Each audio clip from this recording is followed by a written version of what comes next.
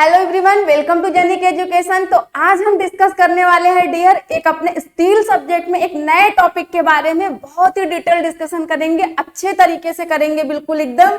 हमारे टॉपिक का नाम है डिजाइन ऑफ टेंशन मेंबर। तो डिजाइन ऑफ टेंशन मेंबर में डियर हम एकदम बिल्कुल शानदार तरीके से बिल्कुल बॉटम से अप लेवल तक डिस्कस करेंगे डियर। उससे पहले क्या करना है आपको, लेक्चर के लिंक में जाइए और लेक्चर के लिंक को क्या करना है आपको, आप अपने जहां भी आपके फ्रेंड्स हैं, सिविल फ्रेंड्स, सिविल कम्युनिटी जहां पे भी है, WhatsApp, Facebook, Instagram, various type के सोशल मीडिया, आप वहां शेयर कर दीजिए लिंक को और लगे हाथ क्या करिए, लाइक भी कर दीजिए लेक्चर को। एंड जो हमारे नए बच्चे जुड़ रहे हैं हमसे, वो हमारे लेक्चर को क्या करें, वो हमारे लेक्चर को लाइक कर दे एंड चैनल को सब्सक्राइब कर दे, बेल आइकन दबा ले, जिससे कि उनको proper notification time to time मिलती रहे और वो क्लास के अकॉर्डिंग बिल्कुल अपडेट रहे। ओके डियर, तो चलिए हम स्टार्ट करते हैं। आप रेडी हो ना बिल्कुल? तो कमेंट बॉक्स में कमेंट करके कह दीजिए कि हाँ हम रेडी हैं एक नए सफर पे चलने के लिए, एक नए चैप्टर के बारे में स्टडी करने के लिए।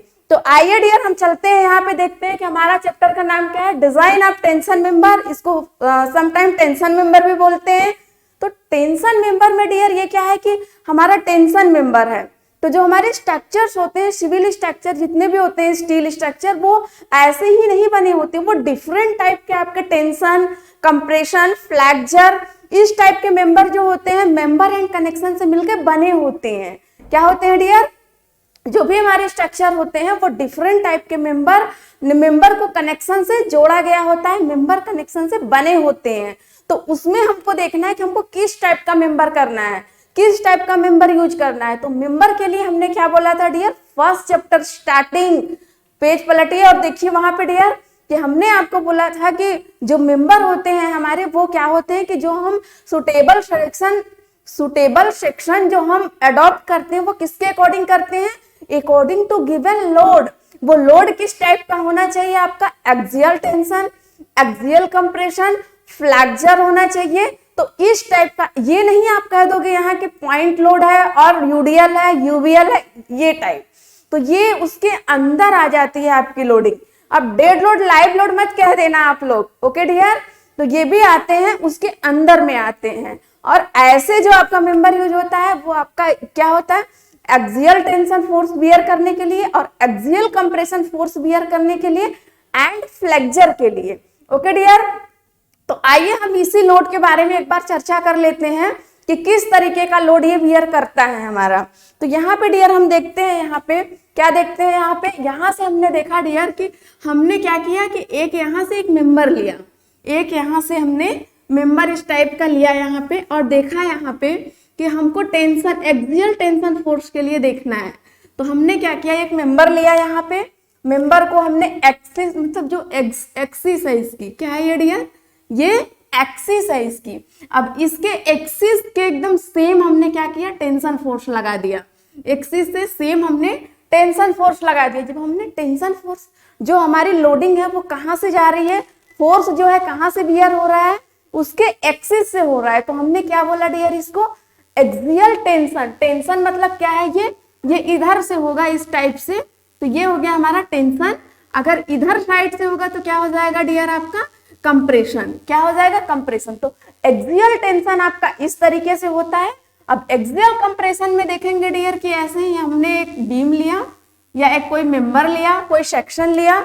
अब इस सेक्शन को डियर हमने क्या किया यहाँ से कि ये इसकी एक्सिस है, ये इसकी एक्सिस है। अब यहाँ हमने लगाया डियर कंप्रेशन फोर्स।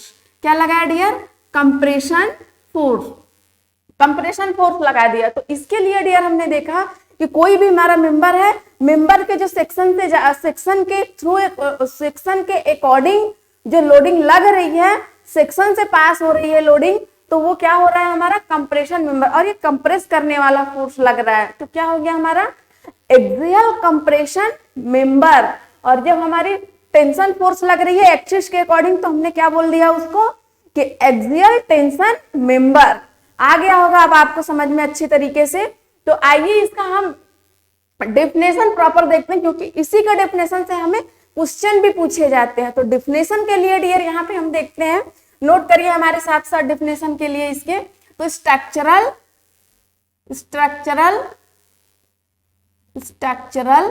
कंपोनेंट क्या डियर, कंपोनेंट कैरी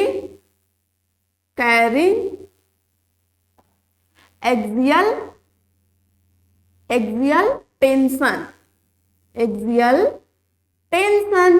तो क्या है, structural components carrying axial tension. तो इसका मतलब ये हो गया डियर कि जो एक्सियल मतलब जो टेंशन मेंबर होते हैं वो किसके लिए डिजाइन किए जाते हैं, वो हमारे किसके लिए डिजाइन किए जाते हैं, वो जो एक्सियल टेंशन फोर्स आती है उसको बियर करने के लिए। तो हिंदी वाले अगर हैं बच्चे हमारे तो वो डिफिनेशन लिख ले कि ये इस तरीके का मेंबर होता है या इस प्रकार का मेंबर होता है जो कि हमारे मेंबर पे आने वाले डायरेक्ट एक्सियल टेंशन फोर्स को ये मतलब प्रयोग में लाया जाता है या बियर कराता है, कुछ भी लिख लीजिए। ओके डियर, तो इस तरीके से हमारा हो गया ये। अब इसमें देखते हैं कि हमको इसके डिजाइन स्टेप देखना होता है। तो डिजाइन कैसे करेंगे डियर, डिजाइन के लिए हमने क्या कहा था आपसे कि आधे पार्ट जितने होते हैं ये हमने कहाँ पढ़ लिया था, डिजाइन ऑफ कनेक्शन में। कहाँ पढ़ा था डियर, डिजाइन ऑफ कनेक्शन में हमने आधा पार्ट पढ़ लिया है। और ये बहुत ही इजी टॉपिक है हमारा, अगर थोड़ा सा भी ध्यान देंगे ना तो बिल्कुल एकदम अच्छे तरीके से क्लियर हो जाएगा। और इजी के साथ साथ ये नंबर आपका गेन करने वाला टॉपिक है। तो इसको बहुत अच्छे से अगर आप करोगे डियर तो आपके कंप्रेशन मेंबर में बहुत अच्छा आपको रिस्पॉन्स मिलेगा। और आपका जो आपने कनेक्शन अगर अच्छे से पढ़ा होगा तो आपने टेंशन मेंबर बहुत अच्छे से आपको क्लियर होगा। तो डियर स्टील सब्जेक्ट में हमने क्या किया कि first chapter and second chapter को बहुत एकदम शानदार तरीके से easy to bottom to top level ले गए हैं एकदम हम अच्छे से। और उसी तरीके से जो हमारे एक भी क्वेश्चन क्या होंगे कहीं एग्जाम में हमारे इससे बाहर से नहीं आएंगे, सारे क्वेश्चन हमसे बन जाएंगे 2 चैप्टर से। तीसरा चैप्टर हमने स्टार्ट किया टेंशन मेंबर में भी इसी तरीके से हम पढ़ेंगे कि चाहे वो गेट हो, चाहे ईएस हो, चाहे एसएससी जेईई हो, चाहे स्टेट एई हो, चाहे स्टेट जेईई हो, कोई भी हमारा इंजीनियरिंग का एग्जाम हो जिसमें स्टील सब्जेक्ट आती है। तो स्टील सब्जेक्ट आती है तो आपके क्वेश्चन वहां से 100% क्लियर होगा, आपसे बनेगा। अगर आप क्लास में 100% रह रहे हो, अच्छे से नोट्स बना रहे हो, जो चीजें यहाँ डिस्कस की जा रही हैं आप उसको नोट कर रहे हो और यहाँ से जो चीजें बोली जा रही हैं उसको समझ में आ रहा है या अपनी लैंग्वेज आप अपनी कॉपी में बिल्कुल एडजस्टेड नोट कर रहे हैं, तो आपका 100% क्वेश्चन बनेगा ही बनेगा। ये मैं लिख के दे रही हूँ आपको। ओके डियर, तो यहाँ से हमने क्या किया कि structural components carrying axial tension. अब हमने देखा कि अब इसकी डिजाइन कैसे करेंगे। तो डिजाइन के लिए डियर हमने क्या किया कि जब हम किसी चीज की डिजाइन करते हैं तो हमको क्या करना पड़ता है, हमको मेंबर की स्ट्रेंथ फाइंड करनी होती है। जब मेंबर की स्ट्रेंथ फाइंड करेंगे तब तो हम उसके डिजाइन करेंगे। तब तो आप जैसे जाते हो मार्केट में कुछ खरीदने के लिए, कपड़े वगैरह कुछ भी चीजें, शूज वगैरह कोई भी चीज खरीदने जाते हो तो पहले उसकी प्राइस पूछते हो ना कि ये कितने का है। तब तो अगर आपके बजट के अंदर है तभी तो आप उसको लेते हो। तो वही चीज यहाँ पे डियर है कि अगर आपको इसकी स्ट्रेंथ पता रहेगी तभी आप उसके डिजाइन कर पाओगे, उसे ले पाओगे। आ रहा है कुछ समझ में? देखो बच्चे, जब तक आप एकदम से कॉन्संट्रेट नहीं होगे, क्योंकि design procedure RCC and steel में ऐसे ही होता है कि अगर आपको समझ में आ रहा है तो अंदर से एक्साइटमेंट होता है, बहुत मजा आता है पढ़ने में।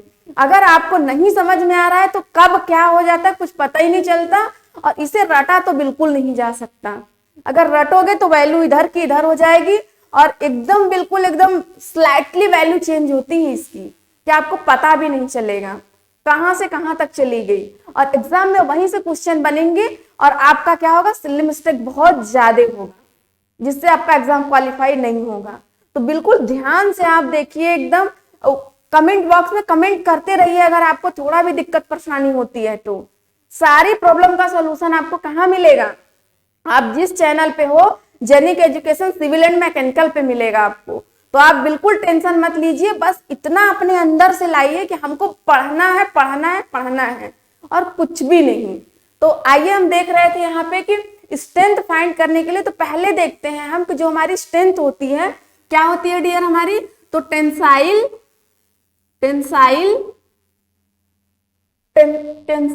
स्ट्रेंथ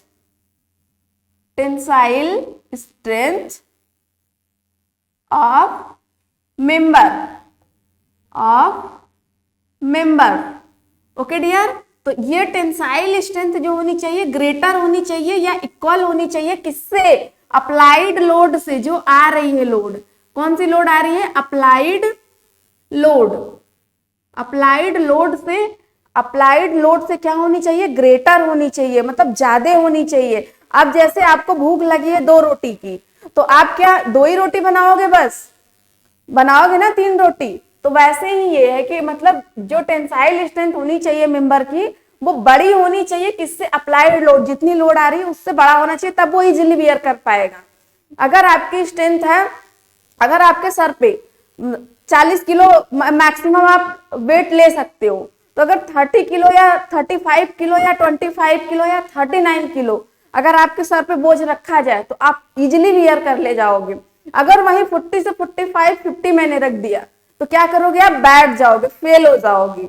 तो यही चीज होती है इसमें कि टेंसाइल स्ट्रेंथ ऑफ मेंबर बड़ा होना चाहिए, इसकी स्ट्रेंथ बड़ी होनी चाहिए। किससे? या बराबर होनी चाहिए। किससे? अप्लाइड लोड, जो ऊपर से लोडिंग आ रही है। आ रहा है समझ में बिल्कुल अच्छे से? तो ये चीज हमने देखा यहां से। अब हमारे दिमाग में एक क्वेश्चन यहां से उठ गया कि टेंसाइल स्ट्रेंथ क्या होता है? क्या होता है टेंसाइल स्ट्रेंथ? तो बार बार आपको कनेक्शन में बताए हैं चिल्ला चिल्ला के कि किसी भी चीज की स्ट्रेंथ जानने के लिए उसके एरिया में कितनी स्ट्रेस जनरेट हो रही है, किसके अकॉर्डिंग? जो लोड लग रही है उसको वियर कराने के लिए।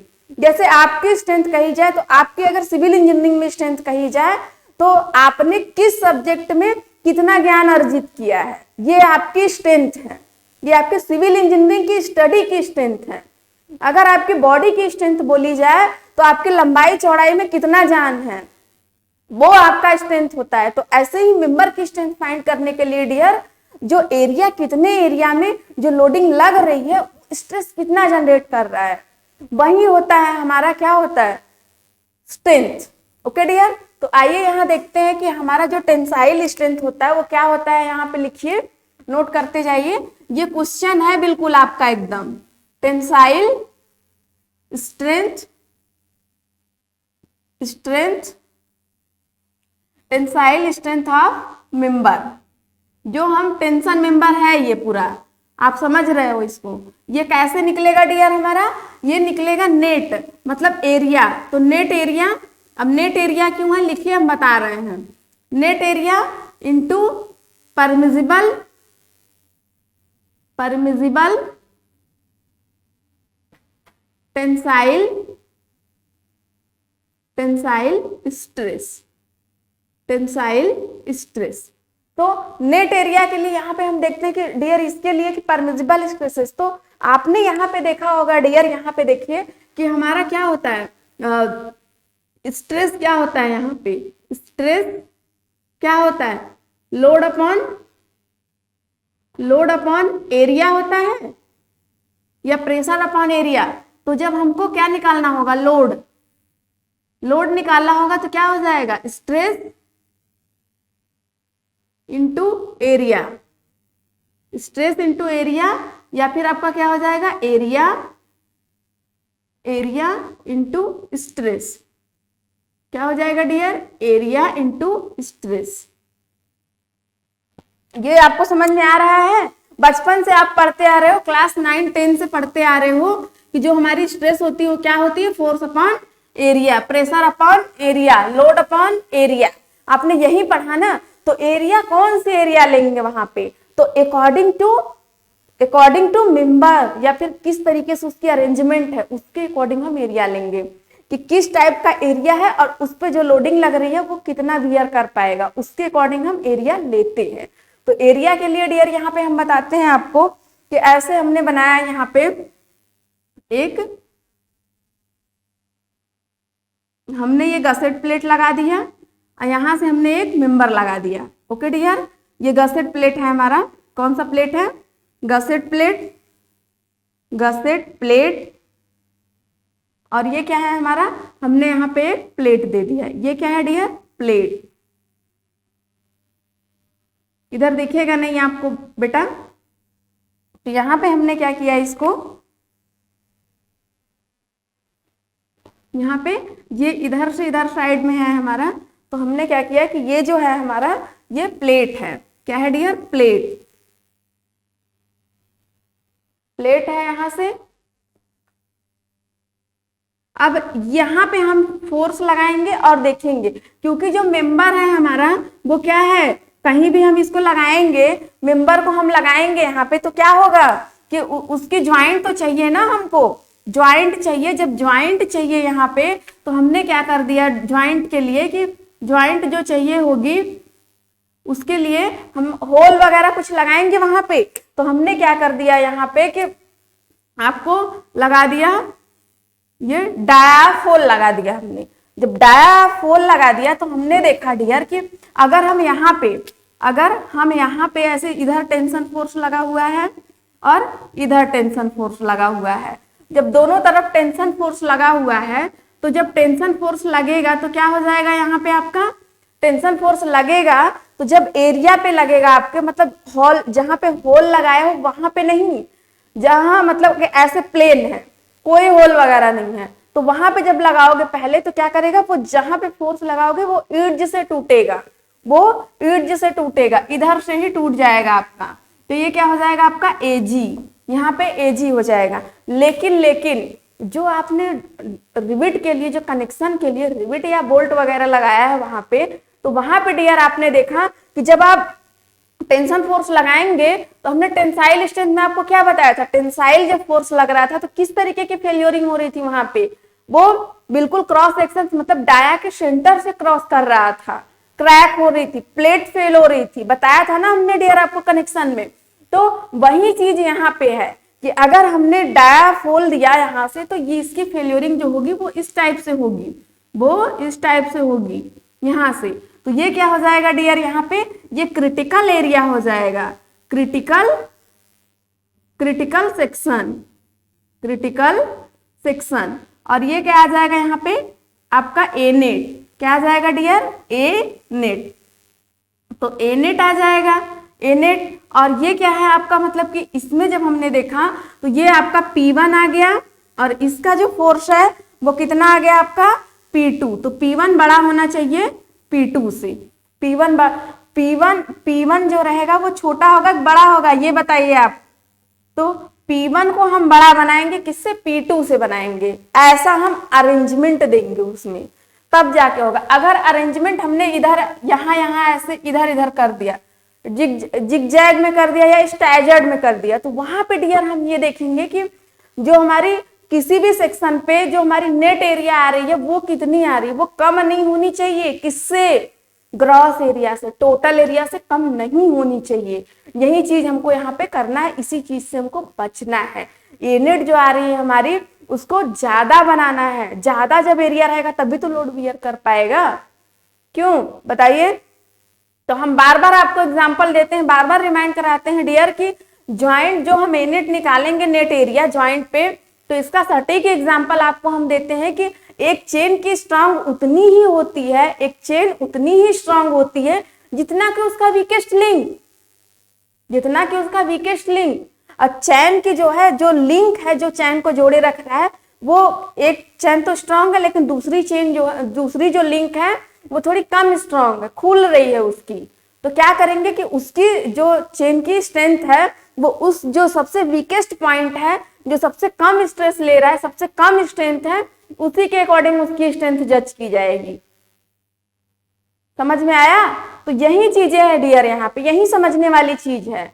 तो इसके लिए हमने क्या किया यहाँ से कि आपको क्या निकाला, यहाँ पे हमने देखा कि जो हमारी नेट एरिया निकल रही है, तो स्ट्रेस के लिए हमने क्या किया, यहाँ पे स्ट्रेस के लिए तो इसको हमने दिखा दिया पीटी से, ये पीटी से दिखाते हैं इसको। और ए नेट के लिए हमने दिखाया ए नेट नेट एरिया लिया यहाँ पे। और परमिजिबल टेंसाइल स्ट्रेसेस के लिए हमने क्या किया, sigma A T. Allowable tensile stress, permissible को भी अलाउएबल भी बोलते हैं कि इतना हम अलाउ कर सकते हैं, इतना अलाउ होगा, यहाँ पे इतना परमिशन है, परमिशन टू बी ग्रांटेड, तो इतना परमिशन है आपको। ओके डियर, तो ये चीजें मिली आपको यहाँ से इसकी स्ट्रेंथ मिल गई आपको यहाँ पे। अब मसला फंसता है कि इसमें सिग्मा एटी तो चलो फाइंड हो जाता है, सिग्मा एटी इजिली आपको थोड़ा सा कोशिश करना पड़ेगा, सिग्मा एटी मिल जाएगी। सिग्मा एटी क्या है, अलाउएबल टेंसाइल स्ट्रेस, यही है ना आपका। और ए नेट क्या है, नेट एरिया। नेट एरिया मतलब वहां की एरिया हम लेंगे जहां डायाफ्रोल ज्यादा लगा हुआ है, रिविट वगैरह या बोल्ट वगैरह ज्यादा लगे हुए हैं, जहां सबसे वीक पॉइंट है, सबसे वीक पॉइंट है वहां के एरिया हम लेंगे, तभी तो वो स्ट्रांग होगा। और दूसरी जगह स्ट्रांग रह के क्या मतलब होगा, जब वीक जगह से टूट जाएगा तो हम सबसे वीकेस्ट पॉइंट देखेंगे उसका, उसी पॉइंट का एरिया हम लेंगे, यहाँ पे उसी को स्ट्रांग बनाएंगे हम। ओके डियर, तो ये चीज हमने देख लिया यहाँ पे। अब मसला फंसता है एनेट का और सिग्मा एटी का। सिग्मा एटी इजिली फाइंड हो जाता है, एनेट में बहुत दिक्कतें आती हैं, लेकिन अगर आपका कॉन्सेप्ट क्लियर है तो ऐसे चुटकी बजाए और हो जाएगा आपका बिल्कुल एकदम। तो बिल्कुल ध्यान से देखते रहिए, आपको इतनी ट्रिक दे देंगे ना कि बिल्कुल सपने में भी सोते रहोगे और एनेट फटाक से निकाल लोगे। ओके डियर, तो आइए यहाँ पे देखते हैं हम सिग्मा एटी के लिए। तो सिग्मा एटी जो होता है हमारा, पहले तो इसका नाम देख लीजिए सिग्मा एटी का।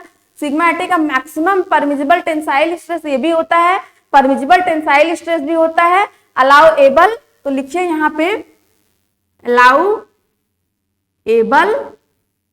टेंसाइल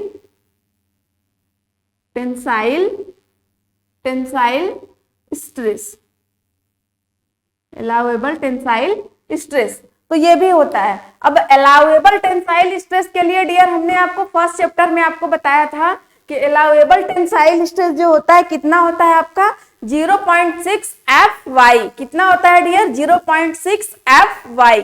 ये आपके किसमें था, axial compression, axial tension, direct compression, direct tension, इसमें था ना डियर, हमने बताया था। अब यही से फैक्टर ऑफ सेफ्टी निकाले थे, तो फैक्टर ऑफ सेफ्टी कितनी आई थी आपकी 1.67। ओके डियर, तो आइए यहाँ सिग्मा एटी की वैल्यू लिखते हैं हम। सिग्मा एटी इक्वल टू कितना है 0.6 Fy, 0.6 Fy ये वैल्यू है इसकी। अब डियर आप ये बताइए कि ये तो आ गई, अब सिग्मा एटी किस पे डिपेंड करेगी आपकी, ये चीज मैंने आपको लिखवाई थी। तो ये Fy क्या है, वेयर में यहाँ लिखिए, वेयर में Fy आपको पता है सबको क्या है, बताइए डियर, यील्ड स्ट्रेस। क्या है, यील्ड स्ट्रेस। आपने कर्व पढ़ा था, स्ट्रेन स्ट्रेस पढ़ा था ना डियर, तो उसी में क्या है ये। Okay dear, yield stress. अब जब यील्ड स्ट्रेस आपको पता चल गया, यील्ड स्ट्रेस पता चल गया, यील्ड स्ट्रेस किस पे डिपेंड कर रही थी, किस पे डिपेंड कर रही थी, thickness of member, thickness of member. तो आपकी सिग्मा एटी किस पे डिपेंड करेगी, क्वेश्चन आपका यहीं से बनता है और हर एग्जाम में, आपके इंजीनियरिंग एग्जाम में आया हुआ है।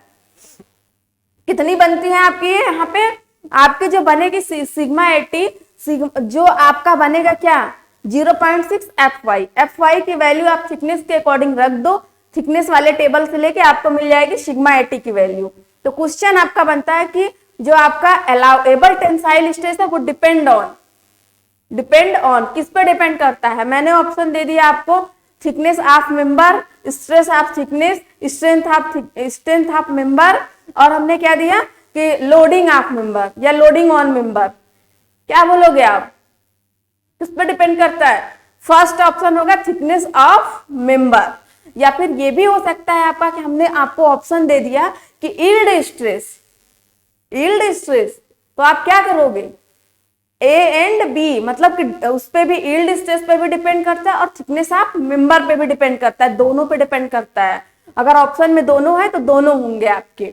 ओके डियर, तो चलिए आते हैं यहाँ पे देखते हैं सिग्मा एटी के लिए। डियर हम यहाँ देखेंगे कि सिग्मा एटी जो होती है आपकी, सिग्मा एटी का कैसे हम बनाएंगे आपका टेबल, और उसके अकॉर्डिंग हम आपको बताएंगे। तो सिग्मा एटी के लिए डियर यहाँ पे आप देखिए एक टेबल बना रहे हैं उसके हिसाब से। तो सीरियल नंबर हो गया आपका यहाँ पे, किस सीरियल नंबर पे आएगा 1 2 3 4, और ये क्या हो गया टी, थिकनेस mm में लेंगे हम इसको, ये थिकनेस mm में होगी हमारी। और यहाँ पे हमने लिया Fy की वैल्यू, Fy किस में आएगा आपका मेगा पास्कल में, किस में डियर मेगा पास्कल में। और हम क्या लेंगे सिग्मा एटी, ये भी किस में आएगा डियर आपका मेगा पास्कल में। ओके डियर, तो यहाँ हमने ये चीजें देखी। अब इसको हम देखेंगे, और ये जो टेबल हम बना रहे हैं डियर बहुत ही इंपॉर्टेंट है, हमारे साथ साथ आप भी नोट करते चलिए। ओके डियर, तो यहाँ फर्स्ट हमने देखा कि जब टी की वैल्यू क्या है, कम है 20 mm से, जो टी है मेंबर की थिकनेस वो कम है 20 mm से, 20 mm से कम है, तो इसका कितना आएगा Fy वैल्यू, हमने देखा था टेबल से, मेगा पास्कल, 250 मेगा पास्कल। और इसी में अगर आप यहाँ पे क्या कर दिए कि Fy की वैल्यू कितनी रख दिए, 250, तो कितनी आ गई वैल्यू आपकी यहाँ पे 150, 150 मेगा पास्कल, ये वैल्यू आ गई आपकी। और अगर आपने क्या किया यहाँ पे कि अब नेक्स्ट देखते हैं दूसरा वाला नंबर, दूसरा क्या नंबर हमारा बोल रहा है कि यही अगर आपकी थिकनेस 20 से 40 mm के बीच हो गई, कितनी डियर, 20 से 40 mm के बीच थिकनेस हो गई, तो इसका Fy जो है वो कितना हो जाएगा 240 मेगा पास्कल। तो अब यहाँ हमने क्या किया डियर कि 240 रख दिया, 0.6 Fy की वैल्यू 240। जब 240 डियर हमने यहाँ रख दिया तो हमने देखा कि यहाँ कितना आ गया 144 मेगा पास्कल, 144 मेगा पास्कल ये आ गया वैल्यू। ओके, तो ऐसे आप सॉल्व करोगे। अगर आपने यहाँ पे थर्ड हम लेके चले, थर्ड देखें क्या है, थर्ड एंड लास्ट। तो थर्ड हमने देखा कि अगर हमारी यही ग्रेटर हो जा रही है थिकनेस 40 mm से ज्यादा थिकनेस हो जा रही है, तो इसकी कितनी आएगी में यील्ड स्ट्रेस 230 मेगा पास्कल, कितनी डियर 230 मेगा पास्कल। और यहाँ पे अगर आप 230 रख रहे हैं, कितना 230, तो सॉल्व करके बताइए कितना आएगा 138 mega pascal. Okay dear, 138 mega pascal, ये आ गई आपकी वैल्यू सारी। और आपको अब क्या करना है यहाँ से कि इसको आपको नोट कर लेना है, और यहीं से एग्जाम में क्वेश्चन भर भर के बने हुए हैं। जब आपको क्वेश्चन प्रैक्टिस कराई जाएगी तो फिर देखिएगा एकदम धुआं करके आप लोग एकदम आंसर दोगे, लेकिन आपको लर्न रहेगा तब आप दे पाओगे। तो इसको क्या करना कि नेक्स्ट क्लास में आने से पहले इसको बिल्कुल लर्न करके आना। लर्न करने का कोई ट्रिक मतलब कि बहुत ज्यादा एकदम वो नहीं है कि नहीं लर्न नहीं होगा, बस सिंपल सा ट्रिक ये है आपके लिए कि ट्रिक क्या है आपको कि Fy की वैल्यू आप याद रख लो। अब Fy और थिकनेस आप देख लो, थिकनेस क्या है 20 से कम है, तो Fy की वैल्यू 250 में अगर आपने मल्टीप्लाई किया तो कितना आ गया 150, क्योंकि यहाँ देख रहे हो कि इसका आधा हो गया 0.6, मतलब कि ये 0.5 मतलब आधा हो रहा है वैल्यू, कितनी हो रही है आधे से थोड़ा सा ज्यादा। तो जो 250 है 250 का 150 हो गया, 100 कम हो गया। तो यहाँ इस तरीके से मतलब यहाँ 150 है, 250 तो यहाँ 150 है, तो ऐसे कर सकते हो आप। अगर यहाँ 240 है तो 4 144 है, यहाँ 38 है तो 5 को 8 बना लो, 3 है यहाँ पे, आप वैल्यू पहचान जाओगे कि इसमें देखो आप 5 है 5 है, 4 है 4 है, 3 है 3 है। इस तरीके से आप कोरिलेट कर सकते हो आप एग्जाम के लिए, मैं बता रही हूँ। ओके डियर, इस तरीके से आपको लर्न हो सकता है।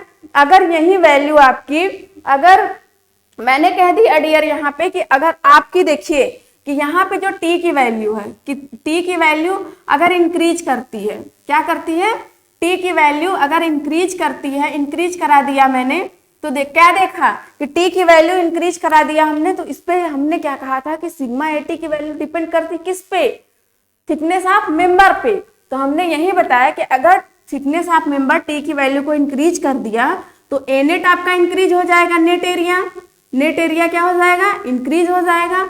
और क्या हो जाएगा, जब नेट एरिया इंक्रीज होगा तो क्या हो जाएगा, पीटी, मतलब कि टेंसाइल स्ट्रेंथ जो है आपकी क्या हो जाएगी, पीटी इंक्रीज हो जाएगी।